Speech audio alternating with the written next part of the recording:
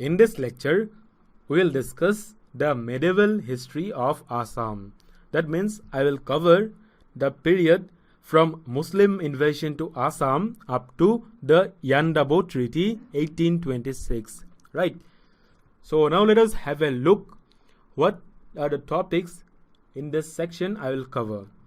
So first I will discuss the Muslim invasions in Assam or Muslim invasion to Assam. So first of all, let us have a look at the topics which I will cover in this section. So medieval history of Assam, I will cover the Muslim invasions to Assam which took place in 13th century. Then I will cover the Kamota kingdom of medieval period. Then I will cover the Khen dynasty. Then I will cover the Chutiya kingdom that is in the eastern part of Assam. Then I will cover the Kachari kingdom. Then I will discuss the Bhuyans rulers. Then I will cover the Chutiya kingdom. And finally, I will cover two most important kingdom, that is the Kos kingdom and Ahom kingdom. But in this particular lecture, I will cover the first 6 sections only: Muslim invasion, Kamota, Khen, Chutiya, Kachari and Bhuyans. Right? So there will be other lecture for this particular section, Chutiya, Kos and Ahom. Right? And Ahom history is very extensive and there will be around 5 lectures on Ahom dynasty itself. Right? So now let us begin. First comes the Muslim invasions to Assam. So after the fall of Pal dynasty, Raya Dev has established himself as an independent king of Kamrup. I have already discussed all these things in the ancient history of Assam. So his son Prithu was a very powerful king, right? And he was also known as Biswa Sundara Deva. Then in 1205 AD, during the reign of Prithu, Muhammad bin Bakhtiyar attacked Kamrup. And Prithu actually defeated the entire army of Muhammad bin Bakhtiyar. And this particular defeat or this particular victory of Prithu, defeat of Muhammad bin Bakhtiyar and victory of Prithu, it is recorded in the Kanai Borokhibua inscription that is found in North Guwahati, right? And this is the first Muslim invasion to Assam or Kamrup. Very important information. It took place during the reign of Prithu and it was led by Muhammad bin Bakhtiyar. Then Minhajuddin actually he accompanied Muhammad bin Bakhtiyar, right? So Minhajuddin also provided a brief account of this particular invasion in his book Tabakat-e-Nasiri. So this is a very important question from examination point of view, right? So who authored the book Tabakat-e-Nasiri? So it was authored by Minhajuddin, right? And this particular book basically included the accounts of the first Muslim invasion to Assam or Kamrup. Then in the year 1227 AD, Sultan Ghiyasuddin Iwas Khilji invaded Kamrup again. And at that time also, the king was Prithu. And the Ghiyasuddin Iwas Khilji, he was defeated by Prithu again, right? And that was the second Muslim invasion to Assam. So very important, please try to remember the years and by whom it was led. So the first invasion was led by Muhammad bin Bakhtiyar in 1205. The second Muslim invasion was led by Ghiyasuddin Iwas Khilji in 1227 AD, right? And in both the invasion, actually Prithu had a victory, the king of Kamrup. Then in 1228 AD, the Nasiruddin, he was the son of Sultan Iltutmish of Delhi. So in the year 1228 AD, Nasiruddin invaded Kamrup again. But this time, Prithu was defeated and in fact, he was killed. Right? So following that, Nasiruddin placed Hoindha as the tributary king of Kamrup. Very, very important, right? But later, actually, Hoindha threw off his allegiance. So after Prithu, actually, the next king of Kamrup was Hoindha. Right? So during the reign of Hoindha, another Muslim invasion took place in 1256-57 AD. That was led by Ikhtiyaruddin Uzbek Tugril Khan or simply Tugril Khan. Alright. And in that particular invasion, Tugril Khan was successful and he erected a mosque. but in the later invasion, Hoindha defeated Tughril Khan. So anyway, this is important that during the reign of Hoindha, Tughril Khan invaded Kamrup in 1256-57 AD, right? Now after defeating Tughril Khan, Hoindha shifted his capital to Kamalpur in Coach Bihar and he assumed the title Kamoteswar. And after that, the Kamrup kingdom came to be known as Kamota or Kamrup Kamota. So up to this period, it was only known as Kamrup, but Hoindha actually shifted the capital and he assumed the title Kamoteswar, and he actually this particular location that then after defeating Tughril Khan, Hoindha shifted his capital to Kamalpur, that is in Coach Bihar, right? And he assumed the title Kamoteswar. And after that, this particular kingdom of Kamrup came to be known as Kamota or Kamrup Kamota. So earlier, during the up to the reign of Hoindha, it was known as Kamrup, but Hoindha shifted the capital to Kamalpur and also assumed the title Kamoteswar, and after that it became Kamota or Kamrup Kamota. And Hoindha had given his daughter in marriage to Chutiya king Ratnadhaj. So basically, the Kamrup Kamota kingdom, it is contemporary to the Chutiya kingdom, right? And Hingadhaj was the last king of this particular line, right? So that means the descendant of Prithu. Then after the death of Hingadhaj, his minister Manik Chandra occupied the throne and he assumed the name Pratapdhaj, right? And his daughters Rajani and Bhajani, they were given in marriage to Ahom king Sukhangfa. So basically, Kamrup Kamota kingdom, it is also contemporary to Ahom kingdom in the eastern part of Assam. So here you can see they were basically coexistent, right? So in the western part of Assam, it was Kamrup Kamota, and in the eastern part of Assam, there were several kingdoms like Ahom kingdom, Chutiya kingdom, etc. And then Pratapdhaj was a very famous ruler and he ruled from 1305 to 1325 AD. Then after Pratapdhaj, his nephew Dharmanarayan occupied the throne and he shifted the capital to Dimla in Rangpur and he assumed the title Gaureshwar, right? Then he was later challenged by Pratapdhaj's son Durlabh Narayan. Then finally in 1330 AD, the Kamrup Kamota kingdom got divided. So Durlabh Narayan, he took the northern part and the eastern part along with the city of Kamotapur, and Dharmanarayan retained the rest, which basically included the Rangpur and Moimonkhingha. And Moimonkhingha, present day, it is located in the Bangladesh, right? And before independence, it was a part of the East Bengal, right? And Durlabh Narayan, he was a great patron of learning. So in the literature section, I have discussed that Harihar Vipra, Ram Kharaswati, Hem Kharaswati, these were some notable poets of early period in Assam. And basically, they were the royal poets of Durlabh Narayan. Very, very important information. So here you can see the correlation between history and literature, right? Then Dharmanarayan was succeeded by his son Tamradhaj. And Tamradhaj was a very famous ruler. Then Dharmanarayan was succeeded by his son Tamradhaj, and Durlabh Narayan was succeeded by his son Indra Narayan, and he assumed the title Pansa Gaureshwar. So there might be a question that which king in Assam assumed the title Pansa Gaureshwar? Then the answer will be Indra Narayan of Kamrup Kamota kingdom, right? Then the history of Kamota kingdom after Indra Narayan is uncertain, right? So there is no definite account of or definite evidence regarding this particular kingdom after Indra Narayan. And according to some historian, actually, Indra Narayan was killed at the hands of Arimatta. And Arimatta has established his capital near Betna, right? And Arimatta probably ruled during the period 1365 to 1385 AD.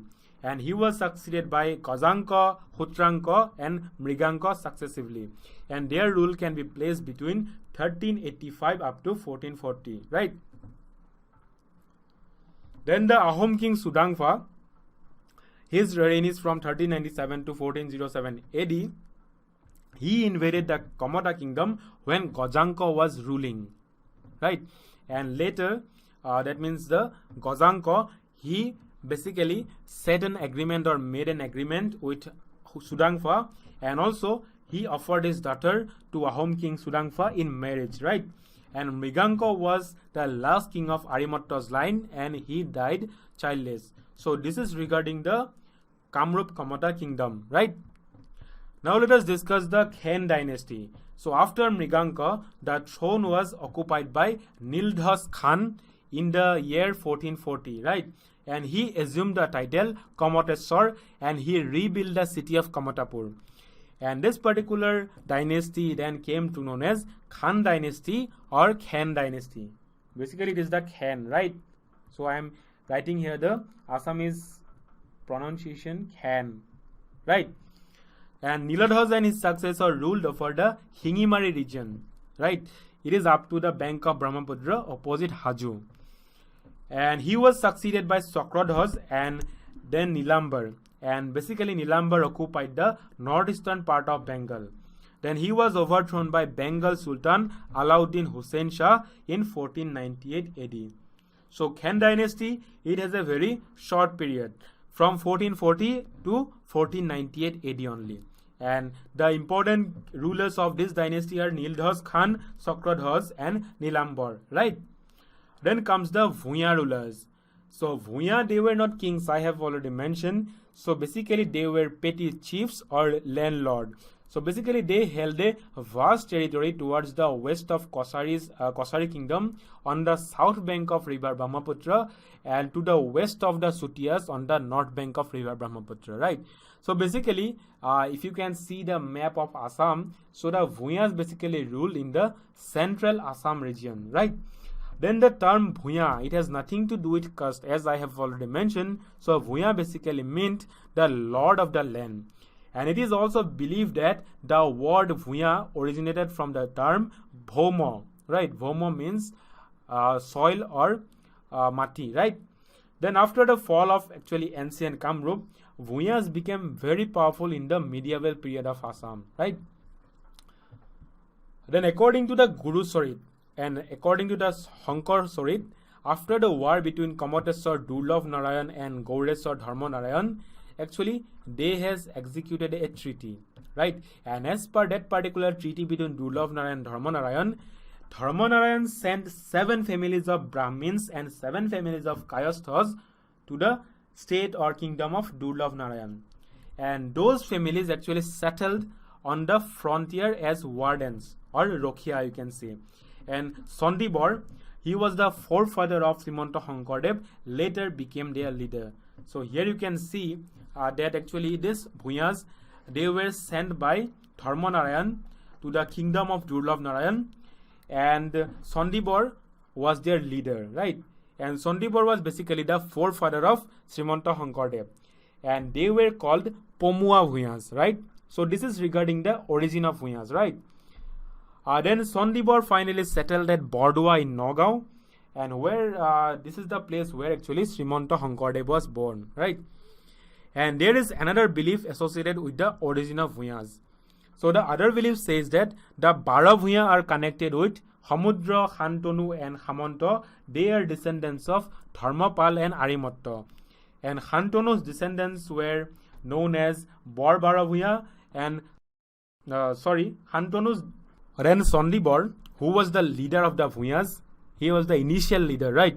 So he finally settled at Bordua in Nagaon, and in that place, Bordua Nagaon, Srimanta Shankardev was born, right? Then there is another belief associated with the origin of Bhuyans. So the other belief says that Bara Bhuyans are connected with Hamudra, Khantonu and Hamanta, and they were basically descendants of Dharmapal and Arimatta. So the Khantonu's descendants were known as Bor Bara Bhuyan and Hamanta's descendants were known as Horu Bara Bhuyan, right? So this is another belief regarding the origin of Bhuyans, right?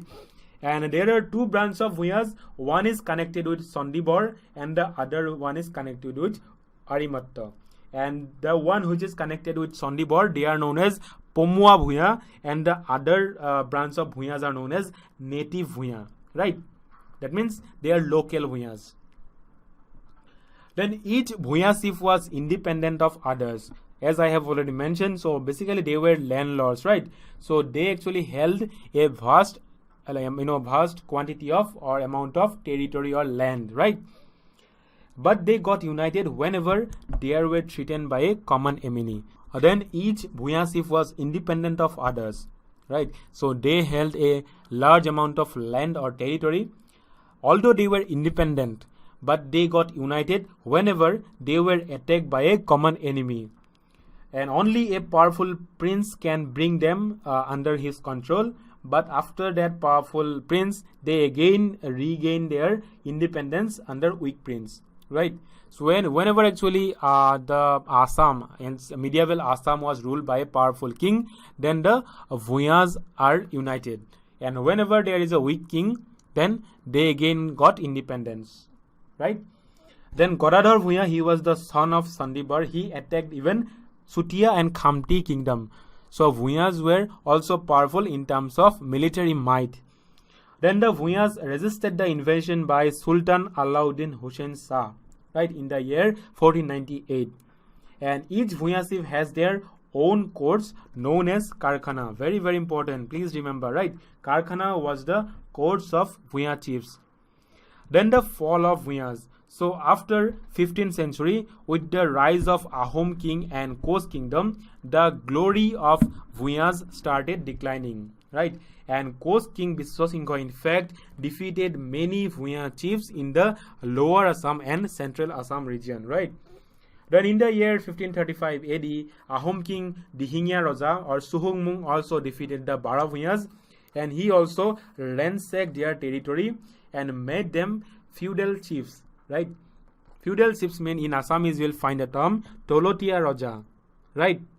Tolotia Raja.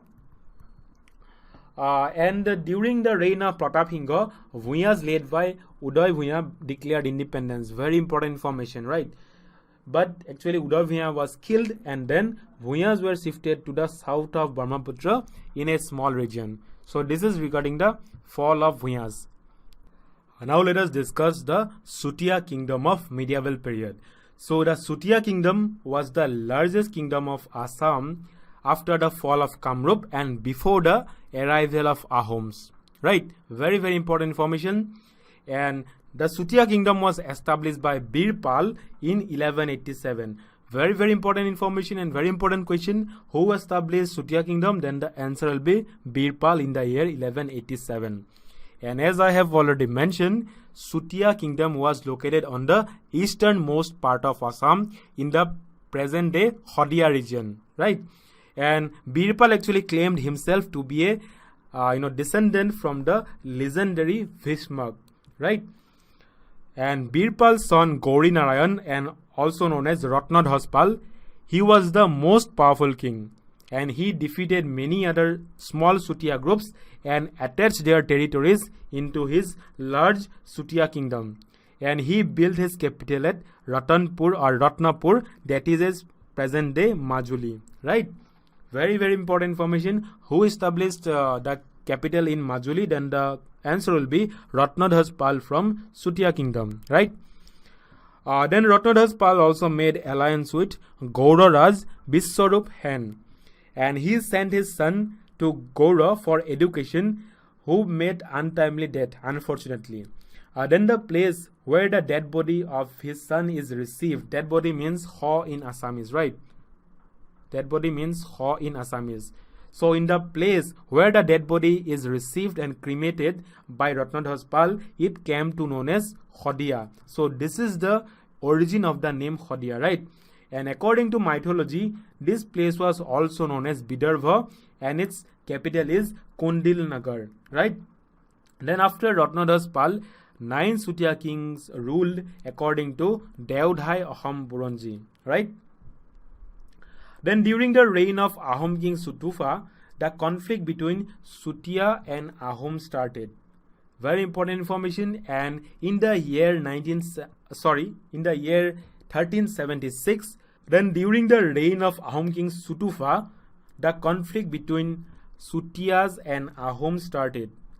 And in the year 1376, Sutufa was killed by the Chutiya king during a friendly encounter, right? And following that particular unfortunate incident, Ahom king Tau Khamti invaded and occupied Chutiya kingdom, basically to take revenge, right? So Sutufa was killed in 1376, and after that, Ahom king Tau Khamti invaded the Chutiya kingdom.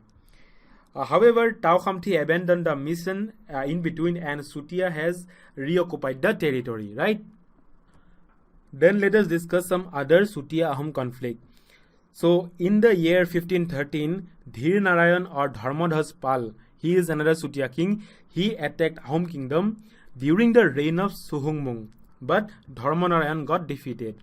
Then in the year 1520, again the Chutiyas invaded Ahom territory twice, and at that time in 1522 they were successful in defeating the Ahoms in the famous Battle of Dihing. So there might be a question that the Battle of Dihing took place in between whom, then the answer will be Chutiya and Ahom, right? So the battles in the history of Assam are very important from examination point of view, right? Then Dhir Narayan's daughter Hadhani was married by Nitai, but Nitai, he didn't belong to any royal family. So after the death of Dhir Narayan, Nitai occupied the throne and he took the name Nitipal, right? And Hadhani, actually the Queen Hadhani is very important. Then in 1513, Dhir Narayan or Dharmadhas Pal attacked Ahom kingdom during the reign of Suhungmung, but he got defeated. Then in 1520 again, the Chutiyas invaded Ahom territory, and by that time they were successful in defeating the Ahoms in the famous Battle of Dihing. So there might be a question that the Battle of Dihing was fought between which two parties, then the answer will be Ahoms and the Chutiyas. And the battle and the wars of different period of Assam are very important from examination point of view, right? Then Dhir Narayan has a daughter named Hadhani, and Hadhani is married by Nitai, and he didn't belong to the royal family. And Dhir Narayan, he didn't have any son, right? So after Dhir Narayan, his son-in-law Nitai occupied the throne and he took the name Nitipal, right? So Nitipal, he was not the son of Dhir Narayan, so he was the son-in-law of Dhir Narayan, right? But due to incapable leadership or rulership of Nitipal, a number of internal disturbances gradually weakened the Chutiya kingdom. And taking advantage of that particular weakening situation of Chutiya kingdom, Suhungmung invaded Hodia and conquered in the year 1524. And in that particular invasion of Suhungmung, Nitipal or Nityapal was killed, and his wife Hoti Khadhani preferred death to dishonor, and she committed suicide from the top of the Chandragiri hills near Hodia. So this was a very unfortunate event in the history of Chutiya kingdom, and Nityapal was the last king of Chutiya kingdom, right? And regarding Hadhani, in respect of her sacrifice, every year 21st April is commemorated as Hoti Khadhani Diboch. Very important, right? So Hoti Khadhani or Hadhani, basically she was from Chutiya kingdom, right? And she was the daughter of Chutiya king Dhir Narayan. Then following that event, Ahoms actually set up many colonies in the Chutiya territory, and a number of Brahmins, blacksmiths and artisans were deported from Sodia to Soraideu in the Ahom kingdom, right? And Suhungmung also appointed a frontier officer to look after the annexed territory of Chutiya kingdom, right? And that frontier officer was known as Hodia Khua Guhai, because he was appointed in the Hodia region, hence his name or his title was given as Hodia Khua Guhai. Then the Ahom Chutiya conflict continued till 1673, when Chutiyas were finally absorbed into the Ahom kingdom. So this is the fall of Chutiya kingdom, right? Now let us discuss the Kachari kingdom of medieval period of Assam. So basically Kacharis were the ancient inhabitants of Assam, right? And they actually belong to the broadly constituted Bodo group of Tibeto-Burman origin or races. And they were also mentioned as Kirat in ancient texts, particularly in the Mahabharata. So I have already mentioned that in the Mahabharata, the Kacharis were mentioned as Kirat, right? And they were actually, devotees or followers of Shaivism or Lord Shiva, right? And as per tradition, there were two factions of Kacharis. This is the origin of the Kacharis basically. So the founder of one faction is said to be one Manik, and Manik founded a powerful Kachari kingdom at Khodiyar region, and his son-in-law Mukuta ruled after him, right? And they actually lived originally in a land called Kumkuli in Kamrup, right? But from that Kumkuli region, they were driven out, and they actually reached the place called Kundilo or Kundil. Then the Kachari kingdom of Khodiyar, as per chronicle, it is bounded by Khodiyar on the east, the river Dikho on the west, then the south bank of river Dihing on the north, and Kenduguri on the south. So this was the boundary of the Kachari kingdom in the Khodiyar region. Then according to another legend or belief, the earliest Kachari king was the Birah or Borahis, right? Borahi. Very important, please remember. And hence they were known as Borahi Kacharis. And they actually claim to be descendants of Ghatotkacha. Ghatotkacha is actually the son of Vim, and these are related to mythology, right? So this is the story from Mahabharata. These are characters from Mahabharata basically. So Borahi Kacharis, they claim themselves to be the descendants of Ghatotkacha. And the mother of Ghatotkacha was Hirimba, and she was married by Bhim basically, right? So Bhim was one of the Pandavas. I think you all know that. Then the capital of Kachari capital was Hirimbapur. It was named after Hirimba, right? And she was also known as Hirimba Raikhohi, right? Then this particular Hirimbapur is the present day Dimapur, right? Then Mahamanikka was a very famous king of the Borahi Kacharis, and he ruled in the middle of 14th century in Dimapur. And during the reign of Mahamanikya, Sri Madhav Kandeli actually composed or translated the Ramayana into Assamese. So this fact I have discussed in the literature section as well. So Mahamanikya, basically he was a Borahi king or Borahi Kachari king, and he ruled in the Kachari kingdom, and his capital was Dimapur, right? Now let us discuss the Kachari Ahom conflict. So in 13th century, before the rise of Ahom kingdom, the Kachari kingdom was extended into a large territory. Dikho river in the east up to the Kolong river in the west, right? Particularly in the district of Golaghat, Nagaon, Jorhat, etc. Right? Then Suteufa, he was the son of Sukafa. He occupied some territory of Kachari kingdom to the east of Dikho river, right? Then in 1490 AD, Ahom king Suhanafa attacked Kachari kingdom, but he got defeated, and Kacharis has reoccupied their lost territory.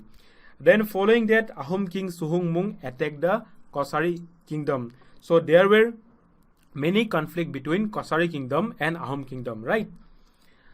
Then in that actually conflict, when Suhungmung invaded the Kachari kingdom, the Ahom army was led by Konseng Borpatra Guhai. So when Suhungmung attacked the Kachari kingdom, the Ahom army was led by Konseng Borpatra Guhai.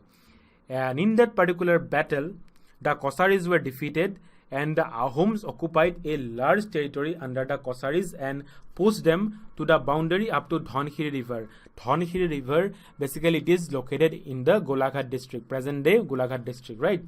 And the Kachari people, basically they lived in the Kapili valley and Dhankhiri valley, right? And in the year 1526, the Kacharis attacked Ahom kingdom, but that attempt was failed. Then Ahoms occupied the Kachari capital Dimapur and placed one Detsung. They placed one person named Detsung as a feudal king. But Detsung later revolted, and in 1536 AD, Ahom again invaded Kachari kingdom, and at that time Detsung was killed, right? So these are basically rise and fall, or you can say the continuous conflict between Kachari and Ahom kingdom, right? Then Ahom kingdom, Suhungmung then chose Modon Kuar, and he was the son of Detsung, to the throne, and he took the name Nirbhoy Narayan. Then Suhumung annexed the entire territory of the Kachari into the Ahom kingdom, and he appointed an administrator called Morongi Khwa Guhai. So particularly the Dhonkhiri Valley region, it was known as Morongi at that time, and hence the name Morongi Khwa Guhai was provided. Then after that, actually the Kacharis were driven out of that particular region, and they actually migrated to the North Kachar hills, and they established a new capital at Maibong. And at present day, Maibong is located in Kachar district, right? Then Nirbhau Narayan was succeeded by Durlabh Narayan and Megh Narayan. In the year 1562 AD, Koch army commander Silarai invaded Ahom kingdom and subsequently Kachari kingdom. So after Kachari Ahom conflict, now let us discuss the Kachari Koch conflict. So all the kingdoms or dynasties were basically contemporary at that time, right? So they ruled in different parts of Assam. Say for example, the Ahom kingdom, they were in the easternmost part, then the Kacharis in the central Assam, and the Koch kingdom, they were basically located on the western part of Assam, right? Then in that particular, attack of Silarai, Durlabh Narayan was defeated and he became a feudal king under Koch kingdom. Then in the year 1568 AD, following the defeat of Silarai at the hand of Sultan Suleiman, Durlabh Narayan declared independence, right? Then after Durlabh Narayan's reign up to the beginning of 17th century, no reliable information can be found regarding the Kachari kingdom. So this is regarding Kachari Koch conflict, right? Now let us discuss the Kachari kingdom after 17th century. So in the beginning of 17th century, Kachari king Jokh Narayan became very powerful, and he defeated Jayantia king Dhan Manik and annexed his territory into Kachari kingdom. And he also married two Jayantia princes. Then in 1606 AD, during the reign of Ahom king Pratap Singha, again a battle was fought between Ahoms and Kacharis. And in the initial phase, Kacharis got defeated, but later Kacharis were able to defeat the Ahom army, right? Then during that particular battle, Ahom king established several new villages in the Ahom Kachari border in the present day Nagaon area, right? And hence, because of these new villages, the place came to be known as Nagaon. So Nagaon was basically the Ahom Kachari border in the medieval period. So very interesting information, isn't it?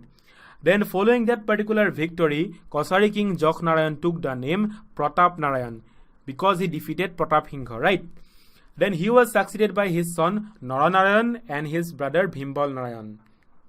Then Bhimbal Narayan was a very powerful king, and he later made alliance with Pratap Singha. Pratap Singha was the Ahom king. Then till his death in 1637, there was no major conflict between Ahoms and Kacharis. Then after the death of Bhimbal Narayan in 1637 AD, his son Indrabal Narayan ruled till 1644 AD. Then he was succeeded by Bidarpa Narayan, and he actually independently ruled the Kachari kingdom without any outer influence or outside influence. And during that time, actually, Ahom kings always considered Kachari kings as a feudal king, right? And this actually, mentality of the Ahom kings actually led to the frequent conflict between Ahoms and Kacharis, right? So Ahom kings or Ahom kingdom was not ready to consider Kachari kingdom as a independent kingdom, and basically it led frequent conflict. Then after the death of Bhimbal Narayan in 1637, his son Indrabal Narayan ruled till 1644 AD, right? Then he was succeeded by Bidarpa Narayan, and he ruled almost independently. Actually, what happened? Why there were so many Ahom Kachari conflict? So basically, the Ahom kings considered Kachari kings as their subordinate king or feudal king. And because of this mentality of this attitude of the Ahom kings, there were frequent conflict between Ahoms and Kacharis. Then finally, Bidarpa Narayan was succeeded by Garudhaj, Makardhaj and Udayaditya. This was the period of their rule. Then in the year 1702 AD, Tamnodhaj Narayan became the Kachari king, and he was the contemporary to Ahom king Rudrasingha.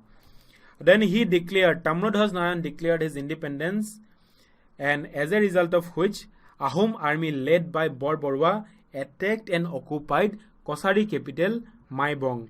Then after that, Tamnodhaj Narayan escaped to Khaspur, and there he established another capital of the Kachari kingdom. So the first capital of the Kacharis were Dimapur, then the second capital was Maibong. From Maibong they were again driven out by the Ahoms, and finally they established their capital at Khaspur. So this Maibong and Khaspur, these are located in the present day Kachar district, right? And taking advantage of this particular situation, Jayantiya king Ramsingha actually held him captive, the Tamnodhaj Narayan, the Kachari king Tamnodhaj Narayan. However, later he was rescued by Rudrasingha. Then following this particular incident, Kacharis lost a huge amount of territory to the Ahom kings. And after the death of Tamnodhaj Narayan in 1708 AD, Kachari kingdom was ruled by Hurdarpa Narayan, Harishchandra Narayan and Kirtachandra Narayan. Then during the reign of Rajeshwar Singha, a powerful king named Handhikari, he ruled the Kachari kingdom. And Handhikari was succeeded by Harishchandra and Krishnachandra. And actually by that time, Kacharis had already embraced Hinduism, right? Then now let us discuss the fall of Kachari kingdom. So the fall of Kachari kingdom took place in the early part of the 19th century. So in 1813, the Kachari throne was occupied by Govinda Chandra. And Govinda Chandra actually, he ruled for a long period from 1813 up to 1830. So during his long reign, he had to face many invasion and as well as internal disturbances. That means he had to face both external and internal disturbances. Then in the year 1818, Tularam Khenapati revolted and he actually annexed the northern part of Kachari kingdom. Then Govinda Chandra took help from British to regain his territory from Manipuri king Marjit Singha and Gambhir Singha. Then after the death of Govinda Chandra, the Kachari kingdom and the territory of Tularam was annexed by the British in the year 1832 and 1854 respectively. So the British first annexed the territory of Govinda Chandra, and in the year 1854 they annexed the territory of Tularam Khenapati. Very, very important, right? So Govinda Chandra was the last king of Kachari kingdom, and however some consider Tularam Khenapati as the last king of Kachari kingdom, right? So guys, this is all about regarding the dynasty of medieval period. Here I have discussed the Chutiya rulers or Chutiya kingdom. Then I have discussed the Bhuya rulers or Bhuya chief. Then I have discussed the Kachari kingdom and others. So I hope it will be helpful for you. And in the next lecture, I will discuss the Ahom dynasty, then the Koch dynasty, and also the Jayantiya kingdom. So this is all about for today. Thank you for watching.